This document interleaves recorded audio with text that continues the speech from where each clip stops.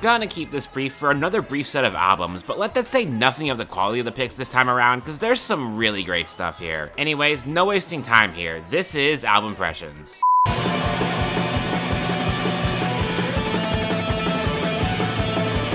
Finally, some good food. Like, no, for real, trying to find a good black metal album is like looking for a needle in a haystack. So thank God, Primeval decided to just be the haystack on this slice of gothic country-tinged atmospheric black metal. To my understanding, what that boils down to is black metal with some twangy melodies and the occasional folky acoustic section, but like, that almost barely matters of just how great this album sounds. The tremolo guitars have so much fire behind them, and the mix really lets them shine, so you get that fantastic buzzsaw effect that the best black metal has, but not so unrelenting that it gets unpleasant either. It honestly kind of reminds me of the production on Spectral Lores 3, my absolute favorite black metal album, so maybe that's part of where my affinity for this production comes from, but you take an album that sounds this good and give it a unique twist like this? Yeah, I'm absolutely on board with this one. One listen and it might already be my black metal album of the year.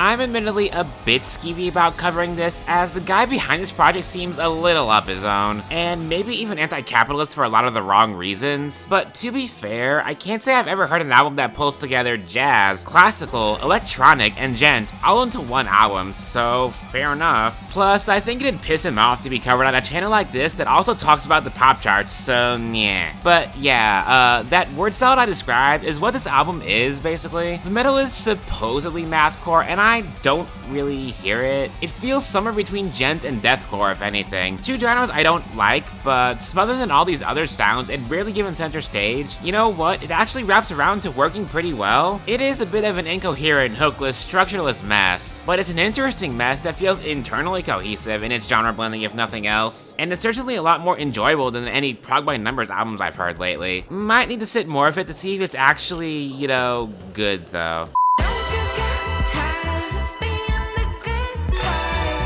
Bethany are a fascinating group because it's basically impossible to predict what any new album is gonna sound like, and I'll freely admit to not having really been into any of their albums since Shiny Eyed Babies, but this new one, well, it's probably the biggest style shift between albums yet. Barely rock at all, more leaning towards art pop and, of all things, hyperpop in some of the tones, and the end result is, well, kind of fascinating. Definitely messy and kind of all over the place, but the hooks are stronger than they've been in ages. The experimentation lands more often than not, maybe because I'm way into the heavily vocoded vocals on a few of the weirder tracks, who knows, and it takes itself just seriously enough to still be heartfelt and beautiful when it needs to be. I can definitely see why this side would turn away existing fans. Again, not much rock to be found here, but this is the kind of progression that I like to see, keeping the core of their style while adapting new palettes to avoid getting stale. Maybe not their best, but certainly more interesting than their last few.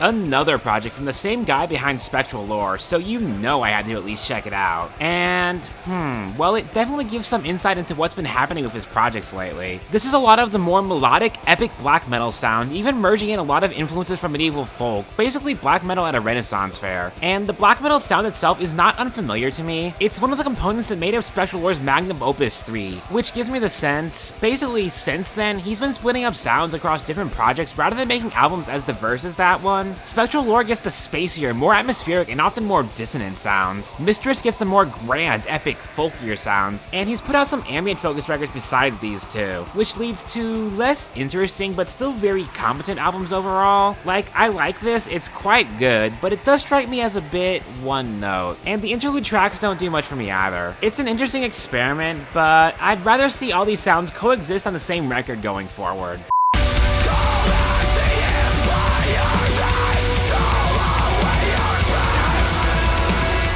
Metalcore is a genre I've always struggled to really get into, even if I found some things to enjoy in the genre, but I generally can't get past how tuneless and pointlessly heavy a lot of it feels. With that in mind, I did find quite a lot to like here, despite how consistently heavy this album stays. There's just enough of a melodic edge to these songs, with most of them going for an epic, grand chorus alongside more tasteful riffing, or more atmospherically heavy passages to keep me interested, even if there are moments that don't quite work for me. Tracks like the Jagged Trilogy and the relentless, angry, anti anti-fascist anthem Alive as a House Fire, or the subdued but intensely atmospheric Terminal worked well for me front to back, and I'd be hard pressed to say any song here didn't have at least some moments I enjoyed, and at a brisk but diverse 40 minutes, it kept me engaged the whole way through. Maybe a few too many gent tendencies across these tracks, and some of the lyrics are a bit cryptic on first listen, but yeah, I dug this quite a bit.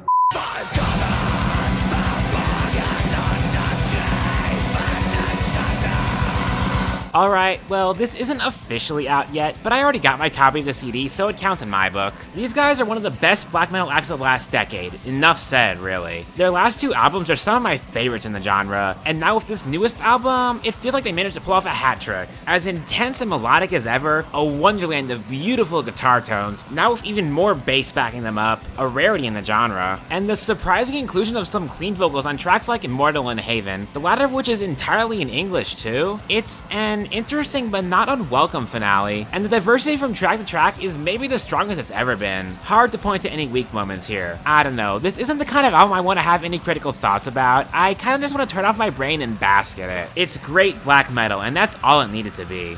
And that'll do it for the month. Next month is looking to be slightly busier than your average December, so it could be a more exciting episode, and we'll see when we get there. But until then, I gotta finish my best list. Bye!